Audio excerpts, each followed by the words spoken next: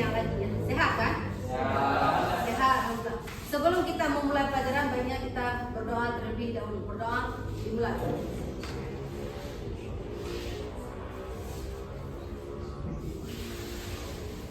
Berdoa selesai. Untuk kehadiran hari ini, apakah hadir semua? Enggak. Siapa tadi satu orang yang hadir? Rizky.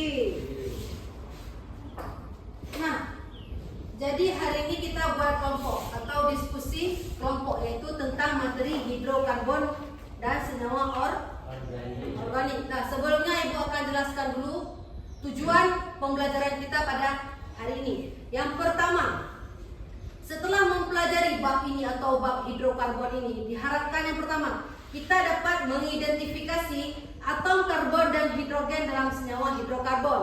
Kemudian yang kedua, mengklasifikasikan hidrokarbon berdasarkan jenis ikatannya. Dia ada alkana, alkena dan juga alkuna.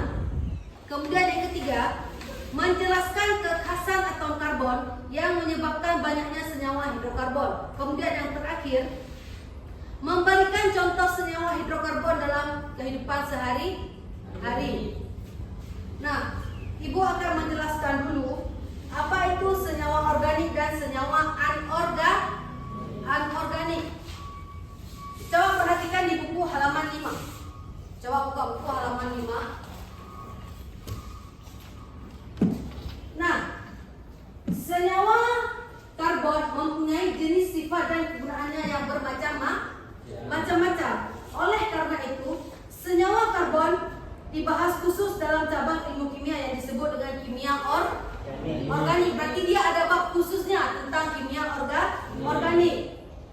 Sebelumnya Ibu akan menjelaskan dulu apa itu senyawa organik dan juga anorganik. Yang pertama, senyawa organik. Dengarkan baik-baik. Senyawa organik adalah senyawa atau yang terdiri dari atom karbon C yang berikatan dengan atom lain, terutama hidrogen. Selain itu, senyawa organik juga sering mengandung atom-atom oksigen, nitrogen, belerang dan juga fosfor. Sekarang kita lanjutkan dengan ciri-ciri dari senyawa organik. Dia mempunyai ciri-ciri. Yang pertama, dengan baik-baik nanti Ibu akan suruh mendiskusikan bersama kelompok. Yang pertama, dia ciri-cirinya dia memiliki titik didih dan titik leleh yang relatif rendah. Kemudian cenderung bersifat non-polar sehingga kurang larut dalam air. Dia tidak bisa terlarut di dalam air. Kemudian sebagian besar mudah terbakar dan umumnya merupakan isolator listrik atau dia tidak bisa menghantarkan listrik. Itu adalah salah satu atau sebagian dari ciri-ciri dari senyawa organik. Kemudian kita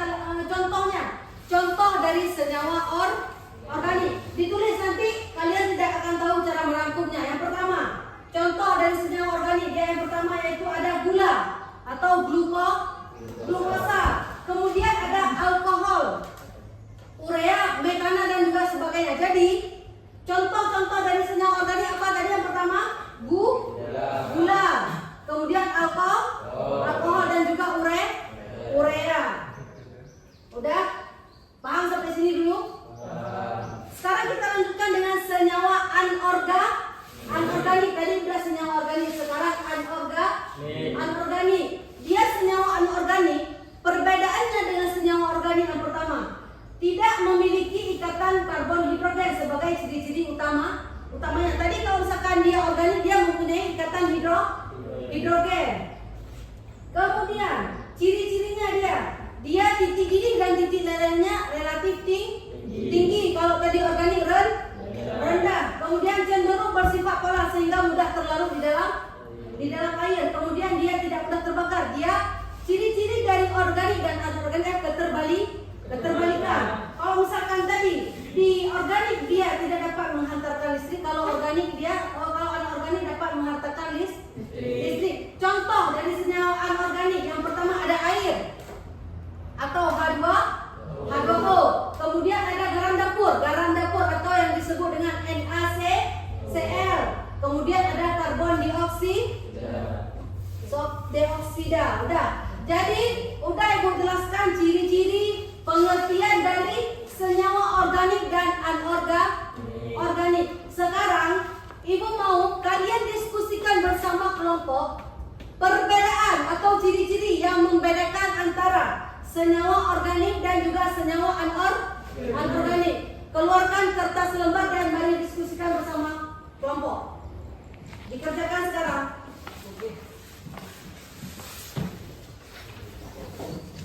Di situ dibuat perbedaan antara senyawa organik dan juga anorganik. Nah, bagaimana, sudah siap semuanya? Siap. Jadi kalau sudah siap, sekarang kita presentasikan apa yang sudah kalian simpulkan atau apa yang sudah kalian jabarkan bersama teman-teman kalian tentang perbedaan antara senyawa organik dan anorganik, supaya antara kelompok satu dan kelompok lainnya dapat bertukar pendapat, bisa saling sharing. Nah, untuk kelompok yang pertama dulu, udah siap kan? Udah. Nah, Ibu mau tanya, coba kalian simpulkan perbedaan antara senyawa organik dan anorganik dari segi kestabilan terhadap pemanasannya. Kalau senyawa karbon organik mudah terurai atau berubah struktur. Ya, kemudian yang anorganik, senyawa karbon anorganik stabil pada pemanasan. ya, kalau kelompok lain apakah sudah betul? Betul. Benar? Benar. Berarti sekarang kita lanjutkan ke kelompok 2. Untuk kelompok 2, Ibu mau kalian jabarkan tentang perbedaannya dari segi kelautan. Coba kelompok 2 bangun, satu orang yang mewakili. Coba bacaan apa yang tak kalian buat. Kalau senyawa karbon organik yaitu umumnya sukar larut dalam pelarut polar, tetapi mudah larut dalam pelarut non polar. Kalau senyawa karbon anorganik yaitu mudah larut dalam pelarut polar. Oke, bagus. Sekarang kita lanjutkan untuk kelompok 3. Nah, untuk kelompok 3, Ibu mau kalian jelaskan tentang perbedaannya dari segi titik lebur dan titik didihnya. Coba anak yang mewakili kelompok bangun. Jadi, untuk senyawa karbon organik umumnya relatif rendah. Ya, kemudian Dan perbedaannya untuk senyawa karbon anorganik ada yang sangat tinggi, tetapi ada yang sangat rendah. oke, bagus. Nah, untuk jawaban dari ketiga kelompok memang semuanya sudah benar. Nah, sampai sekarang ada yang mau ditanyakan? Udah paham semua tentang perbedaan antara senyawa organik dan anorganik? Udah paham? Paham? Baik, kalau sudah paham berarti kita akhiri perjumpaan kita pada hari ini. Kita tutup dengan berdoa. Berdoa mulai.